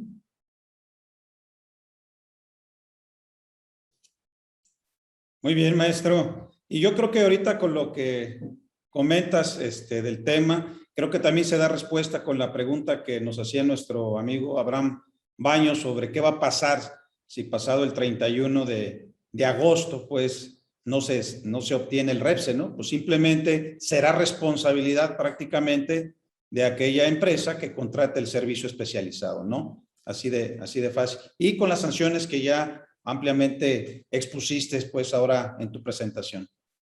Sí. Por aquí viene una felicitación de Daniela Manzano. Gracias, maestro, por su disposición de compartir sus conocimientos. Viene otra pregunta aquí de Enrique García que nos dice, si yo como contratante tengo un contrato a precio alzado con un contratista, el cual no pone a disposición personal y por lo tanto no aplica el REPSE, los requisitos en el contrato, datos del personal, etcétera, y comprobación de cumplimiento, tendría que llegar hasta solicitarle el pago de nóminas y constancias de retenciones. Bueno, ahí obviamente que el tema de la construcción va a ser es siempre un target de la Inspección Federal del Trabajo. La construcción, la construcción y las tiendas de autoservicio y departamentales es un target de siempre, de toda la vida. ¿Por qué? Porque son los que aparecen en la cabeza en el rating del Seguro Social, con mayor número de accidentes. Aquí lo que va a pasar es, si llega la inspección a una obra, va a decir, bueno, pues a ver qué están haciendo Alejandro, Gerardo y Carmen, ¿no? Pues están haciendo labores de mampostería o de tendido de cable eléctrico. Ok. Y esos trabajadores, porque son trabajadores de alguien, ¿no? O trabajan por su cuenta. No, pues son trabajadores. ¿A quién le están prestando el servicio? ¿Quién es el dueño de esta obra? Entonces ahí, obviamente, el dueño de la obra tendrá que acreditar si efectivamente estas personas, Alejandro, Gerardo y Carmen, necesitan o no su registro en el REPSE. ¿Cómo lo vamos a acreditar? Pues con el objeto social. El objeto social es lo que nos va a poner el primer pase. No se va a meter la Secretaría del Trabajo a decir, es que es un contrato de parcería, es que es un contrato de obra. No. Ellos van a ver, esta persona está realizando un trabajo. Ese trabajo, ¿a quién está beneficiando? Pues está beneficiando a esta empresa. Ah, bueno, pues a ver, empresa, preséntame el contrato. ¿Es un servicio especializado lo que están haciendo ellos? Sí. Entonces tiene que tener su registro en el REPSE. No nos metemos en si es de contrato de precio de obra alzada, si según tu criterio. Acuérdense que es el criterio conforme a la autoridad. Y es desde el punto de vista de la persona trabajadora, no de la naturaleza del contrato. Aquí lo que platicamos en su momento con antes de la reunión es que es una materia laboral, se está metiendo en ciertos elementos o características que deben tener un contrato de naturaleza civil o de naturaleza mercantil, porque la reforma no te dice debe tener una duración de tanto, ¿no? Lo que te dice la reforma es en el contrato tiene que venir una relación de las personas que van a prestar ese servicio. Y tienen, a grosso modo, tienen que estar inscritos en el IMSS y en el Infonavit. Y tienen que estar ahí. No es de que, oye, pues está Alejandro, pero no está Alejandro, está con Carmen. Porque bueno, el planteamiento es, ¿qué pasa con las ausencias? ¿Con la rotación de personal? Bueno, ahí yo lo que sugiero siempre es el anexo al contrato. En caso de que no esté A, entra B. Pero con los mismos requerimientos, ¿no? Seguro social, Infonavit, pago de impuestos. Ese es el tema. Gracias, maestro. Hay otra pregunta por aquí, pero creo también con lo que se acaba de comentar anteriormente se da respuesta. Dice, es de Jorge Rodríguez. Una empresa que renta maquinaria, si la maquinaria utiliza un operador necesita adherirse al REPSE, bueno, pues ya lo comentó el maestro Alejandro, que en el momento que se pone a disposición personal, desde que cruza la puerta de la otra empresa, obligatoriamente se necesita pues dar trámite y obtener el REPSE por parte del contratista. Sí, es que bueno, ahí a lo mejor es un tema de costumbre, de tradición, ¿no? O sea, rento el equipo, pero para que pueda operar el equipo, pues me rentas a Alejandro, ¿no? Para que sea el que lo opere y lo cuide, ¿no? Bueno, pues entonces lo que realmente, finalmente estás contratando es un servicio, no el equipo. Porque si fuera nada más el equipo, pues el equipo llevan y te lo dejan, ¿no? Y ya tu propio trabajador es el que lo opera. Pero aquí la realidad es que a lo mejor por la costumbre, la tradición, disfrazamos un acto jurídico en algo completamente diferente que es en la realidad. ¿Y cómo lo ve la Secretaría? Pues ves a una persona que está operando un montacargas y dices, a ver, ¿tú cómo te llamas? Pues yo soy Alejandro. ¿Y tú qué eres? Pues operador de montacargas, ¿no ves? ¿No? Ah, ok. ¿Y de qué empresa vienes? Ah, pues de la empresa tal. Ok. Y a ver, ¿qué se está beneficiando de tu trabajo? Pues de esta empresa. A ver, ¿bajo qué relación jurídica existe con la empresa a la que pertenece Alejandro? Ah, es un arrendamiento. O sea que estás arrendando también a Alejandro. Pues en la especie sí, ¿no? Entonces eso no se puede. Estás prestando realmente un servicio. ¿Qué es lo que vería la Secretaría del Trabajo? ¿Qué es lo que no se puede? Y es ahí donde va a venir las interpretaciones y los temas a que, como lo decía un amigo, que me lo diga un juez. Bueno, ahí la circunstancia es una multa de 4 millones de pesos para 2 empresas por un criterio de interpretación. Pues sí lo veo muy riesgoso, la verdad. Gracias, maestro. Otra pregunta por aquí de abogados consultores en seguridad social. Buenas tardes. ¿Cuál es su opinión de que las empresas de la construcción no requieren de REPSE, como lo señala la Cámara Mexicana de la Industria de la Construcción, a lo que se hacía mención nuestro presidente de ese comunicado, ¿no?, que se dio ahora en días pasados? Pues ahí sí, las interpretaciones, desde mi punto de vista, por lo que yo en mi largo andar pude observar, sí se requiere REPSE. Todo, no, la ley no distingue, y donde la ley no distingue, nosotros no tendremos por qué distinguir, ¿no? Pero obviamente ahí la declaratoria es, yo la veo más desde el punto de vista político, ¿no? Hacia la Secretaría del Trabajo y Previsión Social. Y un mensaje hacia los agremiados. Pero sí, desde mi punto de vista, habría que analizar el caso concreto de la obra en particular y poder decir, bueno, pues sí, efectivamente necesitan REPSE. Si la empresa constructora asume a todos los trabajadores un contrato por obra, bueno, pues no hay problema. Obviamente no hay necesidad de REPSE ni de subcontratación de personal. Pero sí hay ciertos servicios en donde las empresas contratistas pues iban a tener que celebrar contratos de suministro, por ejemplo. ¿Quién les va a surtir el cemento? Pues obviamente ahí llega la revolvedora, no sé cómo le llaman, llega y descarga. Ahí esa empresa, desde mi punto de vista, si es un contrato de suministro, no requiere de REPSE. Pero hay algunas empresas que sí lo están pidiendo. Depende del caso concreto. Muy bien, gracias, maestro. Otra pregunta de Rubicelia Luis López. Nos pregunta, ¿qué pasa con la antigüedad de un trabajador de 25 años cuando ahora lo hacen firmar un aviso que la empresa origine nuevamente? ¿Será quien le pague su salario? Ya que la misma empresa había creado un outsourcing, que era la que le pagaba. ¿Se respetará su antigüedad, debiendo aparecer en su CFDI de nómina la fecha de su antigüedad? En caso que no aparezca su fecha de antigüedad en su CFDI, ¿ante qué instancia debe presentarse para reportarlo?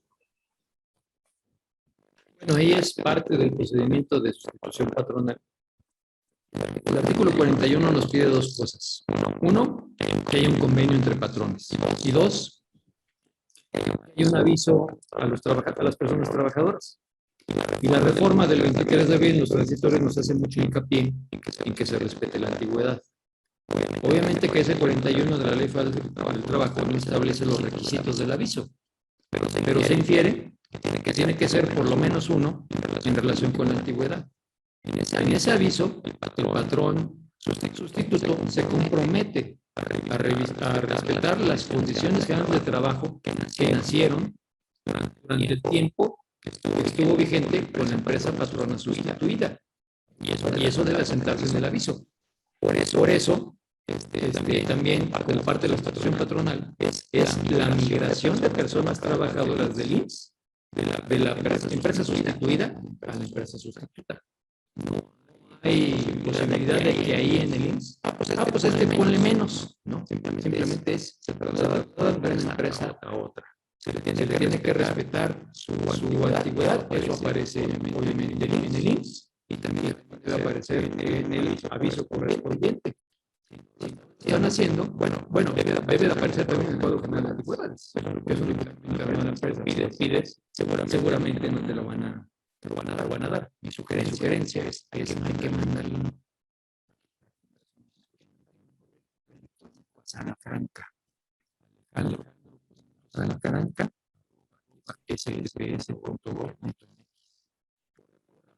también a la Dirección Federal @sps.gov, para que ellos hagan la respuesta correspondiente. Obviamente, desde el punto de vista anónimo. De que te va a acabar la carta, el que debe de la Franca, el correo de Ok, maestro, muchas gracias. Por aquí nos están comentando que se escucha un ruido. No sé si lo están escuchando ustedes, presidente. ruido. No sé. Hay una interferencia cuando hablas, maestro Alejandro, se escucha interferencia y se indica.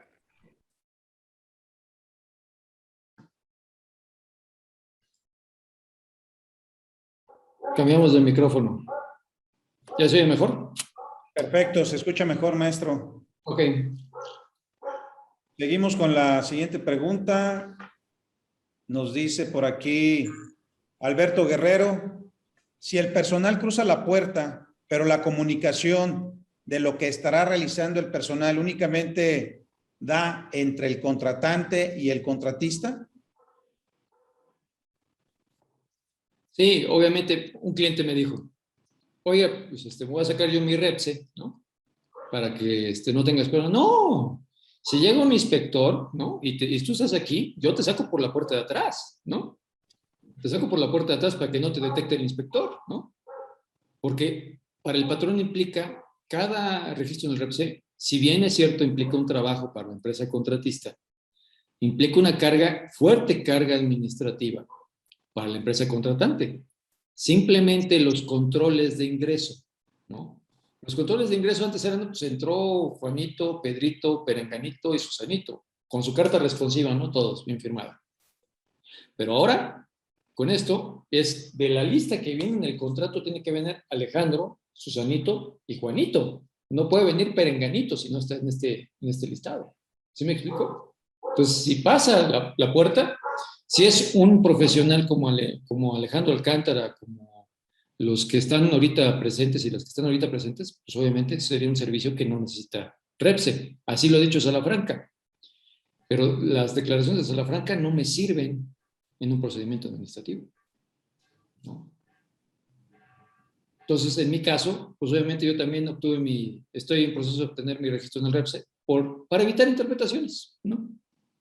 Es mejor tenerlo y no sufrirlo. Correcto. Otra pregunta más, maestro, de Abraham Baños. ¿Qué tan recomendable es el amparo? Ya que al consultar a la Secretaría del Trabajo sobre casos específicos, para todo su contestación es literalmente lo que señala la reforma. Es decir, no hace un análisis particular, pero el cliente tampoco se quiere arriesgar y solicita el REPSE a prácticamente todos los proveedores de servicio. Bueno, ahí es, obviamente, el amparo sí siempre es viable, ¿no? Hubo empresas que lo sacaron o que lo interpusieron al momento de la publicación de la reforma en el Diario Oficial de la Federación. Hay otras que se están esperando el primer acto de ejecución, ¿no? Que pudiera ser inclusive la multa, en donde se pudiera alegar la constitucionalidad del registro en el REPSE. ¿Por qué la constitucionalidad? Porque no es una facultad que exista en la Constitución la posibilidad de que una empresa o una persona física no pueda prestar un servicio por no estar inscrito en el registro o en el padrón público de contratistas. Yo creo que los tribunales son muy sensibles a este tema de derechos humanos, ¿no? Desde el 2011, y creo que tendría posibilidades, pero la verdad es encontrar una empresa que quiera arriesgarse a llevar un procedimiento de esta naturaleza a tribunales federales, pues sí, está costando trabajo, ¿eh? No cualquiera se quiere arriesgar a pagar o tener el miedo de pagar 4 millones de pesos de multa. Y independientemente de que la Secretaría, cuando detecta este tipo de casos, es muy insistente. Allá en Jalisco tienen a uno. Desde el punto de vista, tengo un cliente que cada año, ya hasta me lo sé, hasta me extraña cuando no me busca en enero o febrero, pues ya me pusieron otra multa. Entonces, bueno, lo que hemos trabajado con este cliente allá es precisamente prevenir que en este 2021 no me busquen para el 2022, ¿no? Con toda esa la reforma. Si es viable, pero ahí depende mucho del caso muy particular de por qué nos estén poniendo la multa. Obviamente que primero tenemos que pasar por el Tribunal Federal de Justicia Administrativa, en donde, bueno, pues obviamente los procedimientos que le hemos visto a la Secretaría, yo los entiendo perfecto. Perfecto, los entiendo a los jurídicos. Muchas veces los expedientes ya les llegan quemados por los tiempos o les llegan mal integrados. Entonces es algo que no se puede defender, pero lo tienen que defender, o tratar de defender. Gracias, maestro. Por aquí una felicitación de Rubicelia. Gracias a todo el equipo que hizo posible la transmisión del tema. Excelente ponencia del maestro Alejandro Alcántara. Felicitaciones. Una más, Teresa. Gracias por la exposición, con información muy útil, y felicitaciones al maestro Alejandro por compartirnosla. Y bueno, creo que son todas las preguntas que vienen en el chat, maestro. Yo haría alguna otra por ahí a petición de algunas otras personas que se han arrimado pues con la preocupación del tema de aquí de la reforma, y que por ahí comentábamos muy someramente, pero para que de alguna manera pudiera quedar un poquito más entendido también para ellos, pues ese aspecto que vendrá a revisar la Secretaría, ¿no? Dice, desde su opinión, maestro Alcántara, y tomando en cuenta la reforma laboral, ¿qué aspectos pudiera considerar la Secretaría del Trabajo y Previsión Social en una visita de inspección a una empresa que tenga celebrado con otra empresa un contrato de apercería para la producción agrícola? Si bien es cierto que este tipo de contratos es regulado por la legislación civil, tanto a nivel federal como en cada una de las entidades federativas, dichos contratos también son considerados y contemplados por la propia Ley Federal del Trabajo para las actividades del campo. Esa sería una primera pregunta, maestro, y dentro de esta misma lleva implícito lo del reparto de utilidades. Dice, dentro de este tipo de contrato de apercería, los trabajadores tienen solamente derecho a la PTU, que corresponde al porcentaje del aparcero o al total de la producción, incluyendo el porcentaje del propietario. Por su respuesta, muchas gracias. No, bueno, ahí es un caso muy particular, ¿no? Reiteraría el tema de la construcción. Obviamente que la Secretaría no se va a meter a revisar la naturaleza del contrato. Ellos van por los trabajadores, ¿no? Esos trabajadores están haciendo una actividad. Esta actividad, ¿a quién beneficia? Bueno, pues beneficia a esta empresa. Ok. ¿Y esta empresa cómo los tiene contratados? Es un contrato de parcería. Ok. Entonces, desde mi punto de vista, a lo mejor pudiéramos entrar en una interpretación de decir, oye, es un contrato de naturaleza civil, que también está regulado por la Ley Federal del Trabajo. Sí, pero hay personas trabajadoras. Y la reforma laboral del 23 de abril no distingue. Si están prestando un servicio específico, requieren de su inscripción en el REPSE y tiene que haber un contrato por escrito. Y esas personas trabajadoras tienen que estar inscritas en el Seguro Social, que obviamente pues también tendrían derecho a la participación de utilidades, ya sea de la empresa contratista o en su caso, si son parte de la empresa beneficiaria, no hay contrato, bueno, pues, de la empresa beneficiaria. Ahí el tope en el tema del PTU para el 2022 es de 3 meses de sueldo. O el cómputo o el promedio de 3 años, lo que más beneficie a la persona trabajadora.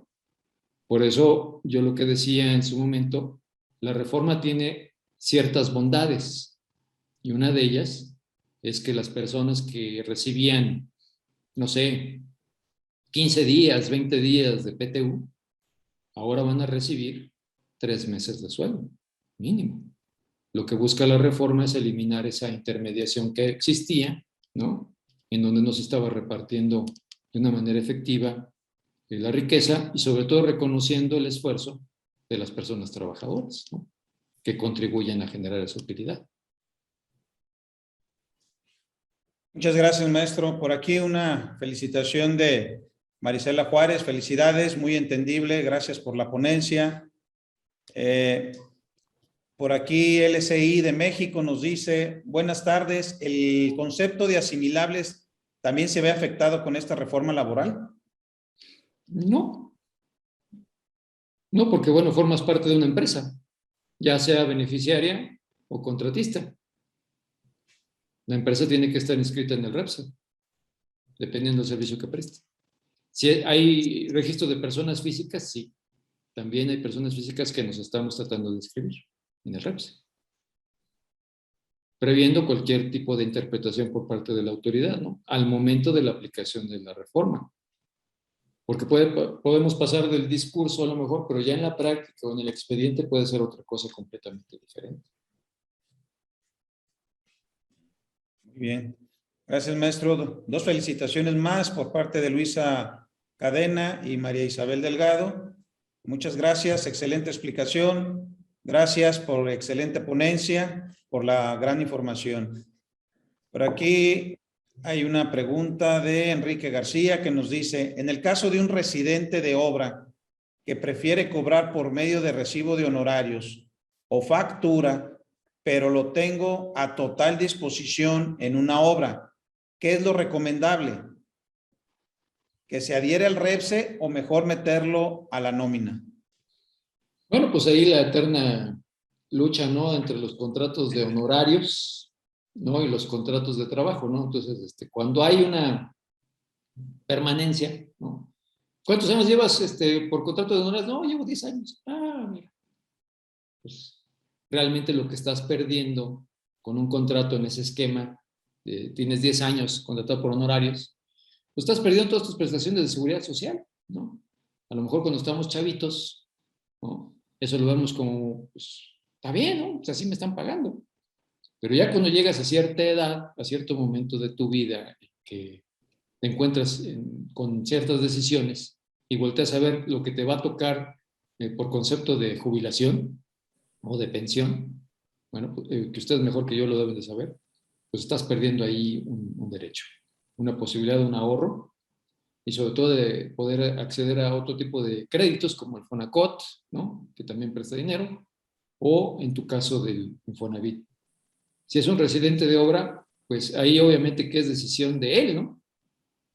Si quiere seguir perdiendo esas prestaciones o de plano, mejor para ahorrarnos cualquier tipo de interpretación que forme parte de la nómina.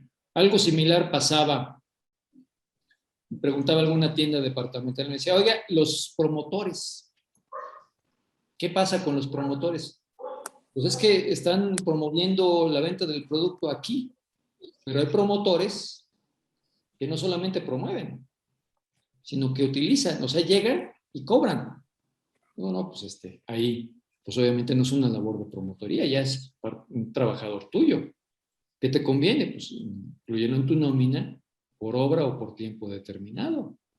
Y ya desde el punto de vista contractual con la empresa con la que tengas el servicio, si es el caso, si eres tú mismo, pues no tienes problema. Lo metes a nómina y te ahorras el problema de, ¿qué prefieres? ¿Pagar seguridad social, no sé, 1 o 2 meses o pagar 4 millones de pesos de multa? Tú dime. Y hay empresas de promotoría que dicen, bueno, yo tengo una marca, ¿no? No sé, la marca está Contigo. Y en esa tienda, pues yo quiero que llegue Alejandro a promover la marca, la venta de este producto. Ah, bueno, ahí el esquema cambia porque hay un contrato entre la dueña del centro de trabajo o del espacio comercial y el dueño de la marca, ¿no? En ese sentido, pues obviamente hay un contrato de suministro. Y esta marca lo que quiere es que se promueva. No forma parte de mi objeto social, que soy el dueño del centro comercial. Entonces lo que hago es que esta empresa tenga su persona especializada o su empresa especializada para hacer esa labor de promotoría. ¿Cómo lo acredito? Pues obviamente cuando llega una inspección, pues aquí está el contrato de suministro y en su caso de arrendamiento, porque muchos tienen contrato de arrendamiento del espacio, que le ponen ciertas características, que esté iluminado, que esté a la entrada o que esté atrás de determinados productos. Y en ese caso, bueno, si se va a prestar un servicio de promotoría, que esa empresa de promotoría esté inscrita en el REPSE, para que no le genere un problema a la empresa dueña. Pero ahí viene el tema de la interpretación. Y la respuesta está en el reglamento de inspección. Yo lo que les dije es, bueno, el reglamento de inspección establece una posibilidad de diálogo tripartito. Ese diálogo tripartito se plasma en 2 documentos. Uno, que es el programa de inspección que tiene la obligación de emitir cada año la Autoridad Laboral Federal, y el otro es el protocolo de inspección. Los protocolos de inspección fueron algo que nació desde el 2006, que se vino trabajando con muchos sectores, entre ellos el de la construcción y de las tiendas departamentales, en donde esas cuestiones de criterio se aterrizaban en esos protocolos. Para decir, por ejemplo, en este caso la promotoría, no se considerará que la empresa dueña del centro comercial es la responsable de los servicios de promotoría siempre y cuando exista Y obviamente ahí le cerramos la puerta a las interpretaciones y está en el reglamento de inspección. Y no es algo que tenga que hacer, que quiera hacer la autoridad. Lo tiene que hacer. Si ustedes como sector construcción, como sector comercial se acercan con la Secretaría, oye, queremos un protocolo de inspección. Ahí está la posibilidad de que se construya en ese diálogo tripartito que debe de existir conforme a las reglas de la OIT. Independientemente de que en el tema de transparencia gubernamental, todas las autoridades federales, locales, municipales, de las alcaldías y los pueblos mágicos de la Ciudad de México, tienen la obligación de documentar el ejercicio de sus atribuciones. ¿A qué voy? Que en esos ejercicios de atribuciones debe de existir criterios o lineamientos. 1, para las inspecciones y 2, para la aplicación de sanciones, en el caso de la Secretaría del Trabajo y Previsión Social. ¿Cómo accedo a esos documentos? Pídanselos a través de la Plataforma Nacional de Transparencia. Es uno de los videos que vamos a subir en su canal también. Pues si quieren dar una vuelta por ahí. Pero vamos a hablar de la transparencia gubernamental y en el tema de inspección vamos a pedir, pues obviamente las actas, los formatos, todo lo que vais a utilizar cuando venga la reforma del reglamento de inspección. ¿Eso lo puede pedir cualquier persona? Cualquier persona. Están obligados en 20 días hábiles a contestar. De hecho, muchos de los documentos que yo elaboro son con la información de transparencia y los pido en formato abierto, en Word. Dámelos en Word, para que yo los pueda editar. Hago mis checklists. No los cobro, se los mando a cuenta. Ahí está, checklist. Tú lo tienes. Tienes las actas de inspección, tienes las órdenes de inspección. Ahí tienes su checklist. De lo que siempre te va a pedir. ¿Pero qué te va a pedir en su contratación? Eso también hay que pedírselo. Y sobre todo ejercer ese derecho de los protocolos. Para que esos criterios de que, oye, De mampostería, pues el protocolo de inspección. Yo, en lugar de decir no, pues más bien sentémonos, vamos haciendo el protocolo de inspección y que el criterio de la autoridad, por lo menos de la laboral federal, esté en ese documento y que los inspectores, por reglamento, como servidores públicos, están obligados a respetar ese protocolo, en caso de que exista. Por eso hay que sacarle a lo mejor ese provecho a ese reglamento de inspección. Y con la reforma, la que platicábamos, no desaparece, ahí permanece. Gracias, maestro. Fíjate que también aquí ya una cuestión por lo que comentabas. ¿Qué va a pasar desde tu óptica, de tu experiencia? Porque creo que la viviste en más de una ocasión. ¿Qué va a pasar con los criterios que coincido contigo en el aspecto de que pues, todo el mundo nos va a revisar sobre la reforma laboral, sea la federal o la estatal? ¿Qué va a pasar cuando existan criterios encontrados? Donde a mí la autoridad estatal de mi estado, Jalisco, me diga, ¿estás bien? ¿Cumplís con la reforma? Luego venga, me haga una revisión la federal y me diga, me haga observaciones. ¿En qué momento yo como visitado podré decir, oye, pero pues ya me vino a revisar una autoridad estatal, pero autoridad? Y en materia del trabajo, ¿cuál va a ser el criterio en este punto a seguir? Sabemos que la poca coordinación que siempre ha existido con las secretarías estatales, hay comunicación, pero como bien lo comentabas, no hay una coordinación seria, formal. Entonces, ¿qué va a pasar en esos momentos para el visitado? Creo que Susana estaba levantando la mano, pero bueno, contesto. En ese sentido, pues obviamente que yo diría, ¿quién es la competente para hacerte la revisión? ¿En qué materia? No, es que fue en condiciones generales de trabajo. ¿Y quién te hizo la revisión? ¿La federal y la local? Pues bueno, yo me iría por el tema de la competencia y prevalecería el criterio de la local. Si eres una empresa de jurisdicción federal y la revisión te la hizo la federal y llega a la local a decirte, no, estás mal, la federal está mal. No, bueno, pues venga lo que venga. O sea, obviamente cuando hay una intención de la autoridad de decir, pues llego hasta sus últimas consecuencias, hasta me digas lo que me digas, pues ya nos veremos en tribunales haciendo valer el criterio de la competencia, ¿no?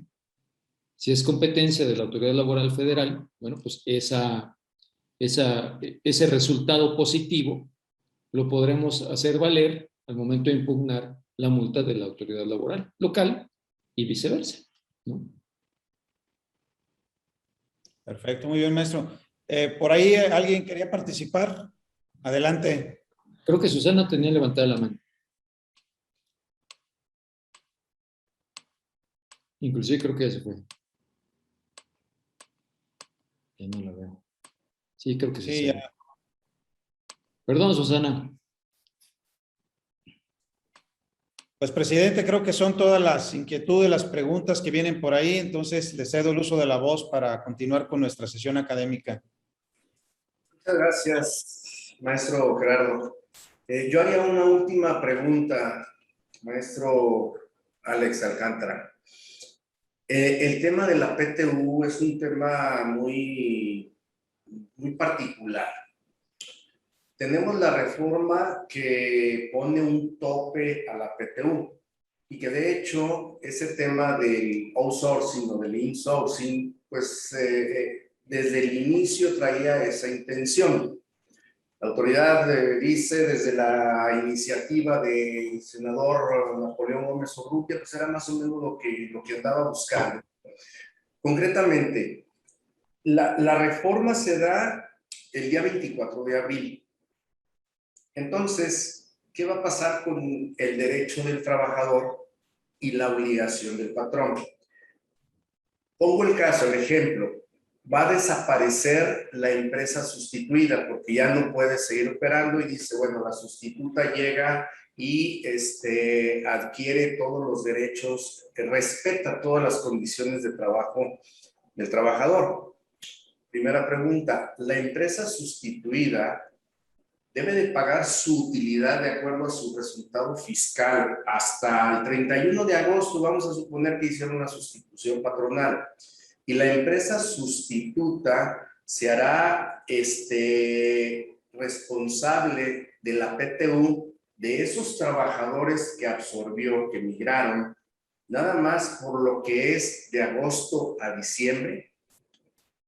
Sí, bueno, ahí obviamente la Secretaría del Trabajo fue lo que dijo, ¿no? Ante tanta especulación, hay quienes están muy felices, ¿no? De que van a recibir los 3 meses. Y hay empresas que dicen, bueno, les vamos a tener que pagar doble, técnicamente hablando, ¿sí? Hay empresas que dicen, yo no estoy de acuerdo con los 3 meses, porque bueno, yo gano más. El caso del minero que ponía. Ahí lo que dijo la Secretaría del Trabajo y Previsión Social, Luisa María, es que iban a sacar unos lineamientos para aclarar todas estas dudas que están surgiendo en relación con el PTU. Lineamientos que lineamientos, más bien debería ser una reforma a la Ley Federal del Trabajo para establecer esa diferencia, ese criterio, porque sería un criterio administrativo. Y unos lineamientos lo veo muy cuesta para arriba. Pero eso tiene que estar dándole seguimiento a su servidor ahí en el CONAMER y que cualquiera también lo puede hacer. Habrá que ver cuál es el criterio que va a aplicar la Secretaría. Porque de hecho, en el tema del PTU hay un operativo específico. La Secretaría tiene 3 operativos muy específicos en el tema de dinero. Uno es aguinaldo, otro es salario mínimo y otro es el de reparto de utilidades, que año con año los practican a las empresas prácticamente de siempre o a las que le quedan, perdón por la expresión, los que les quedan cercas, muy cercas.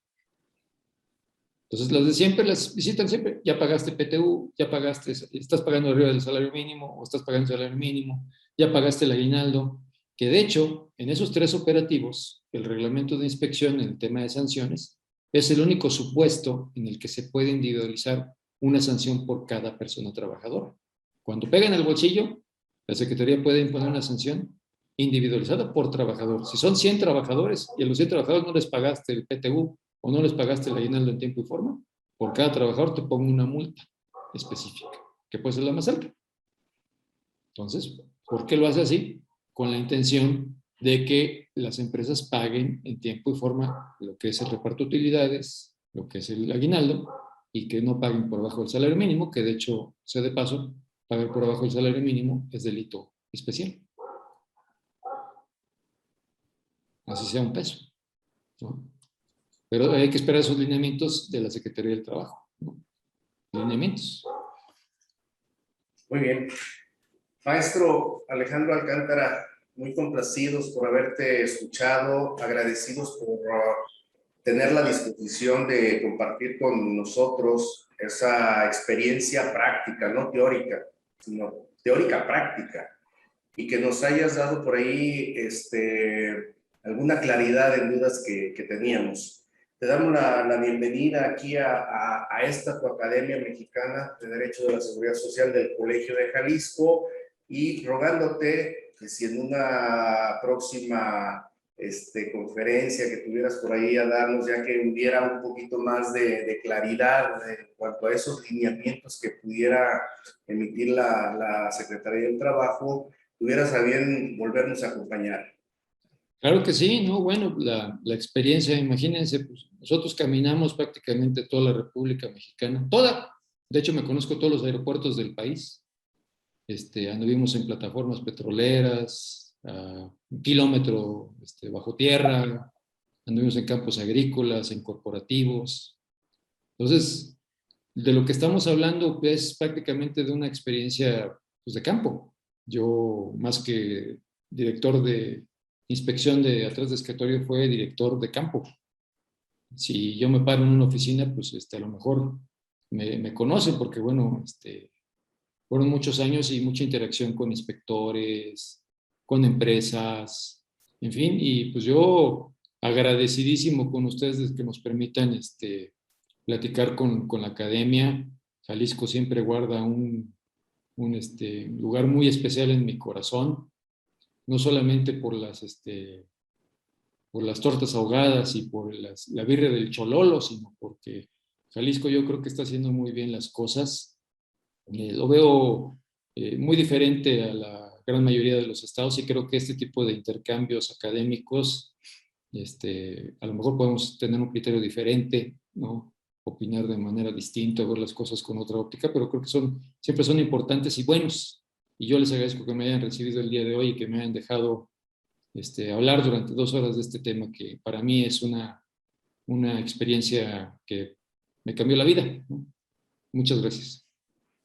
Muchas gracias, maestro Alejandro Alcántara. Muchas gracias a todas las personas que estuvieron aquí con nosotros. Saludos a todos. Por favor, cuídense mucho y nos vemos dentro de 15 días con el tema de el teletrabajo y la COVID como riesgo de trabajo, que nos va a impartir la licenciada María Guadalupe Martín Maya. Amplia experiencia en seguridad social, en seguro social. Nos vemos la próxima. Muchas gracias. Cuídense mucho. Gracias, presidente. Gracias a todas y a todos. Hasta luego.